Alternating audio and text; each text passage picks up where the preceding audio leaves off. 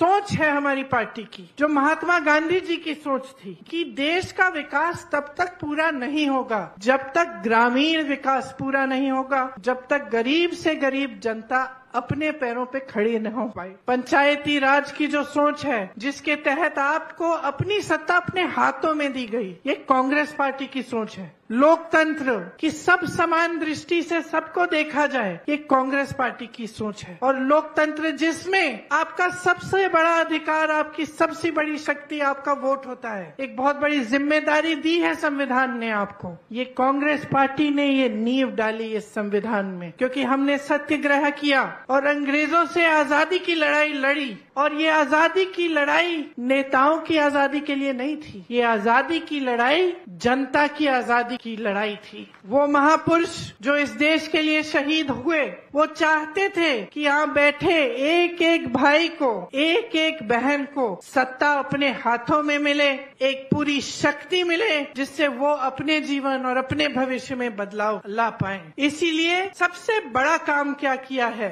हमारी सरकार ने छत्तीसगढ़ में? सबसे बड़ा काम ये किया है कि जो देश की संपत्ति केंद्र की सरकार देश की जनता से छीनी जा रही है, वो प्रदेश की सरकार ने प्रदेश की जनता को वापस दी है। जो आपकी संपत्ति है, आपका पैसा है, आप ही के जेब में गया है। ये योजनाएं जिनके बारे में हम बात करते हैं, चाहे रोजगार की योजना हो, चाहे महंगाई को कम करने की योजना हो, चाहे महिलाओं के विकास की योजना हो, इसके लिए पैसे कहाँ से मिलते हैं? ये सरकार के पैसे सरकार जनता को दे रही है। जब हम सब्सिडी की बात करते हैं कि आप सिलेंडर को फिर से जब भरने जाएंगे आपको 500 रुपए मिलेंगे, इसका मतलब है कि हम जो आपकी संपत्ति है, जो सरकार के पास पड़ी है, उसमें से निकालकर आपको वापस पैसे दे रहे हैं। लेकिन केंद्र की सरकार क्या कर रही है? वही संपत्ति छीनकर बड़े बड़े उद्योगपतियों को दे रही है। तो अडानी जैसे जो बड़े बड़े उद्योगपति हैं, जिनको सारी खदानें दी जाती हैं, सारे बंदरगाह, सारे हवाई अड्डे, सारे बड़े बड़े सरकारी कंपनियां, ये तो आपकी संपत्ति है जो दी जा रही है। आपको रोजगार मिलता था, वहां से आपके बच्चों का भविष्य बनता था, आपको पेंशन मिलता था। तो ये सब संपत्ति जो आपकी है, ये इन बड़े बड़े उद्योगपतियों कौड़ियों की दाम पे बेची जा रही है। एक के बाद एक, चाहे BHL हो, HAL हो, रेलवे हो, कुछ भी हो,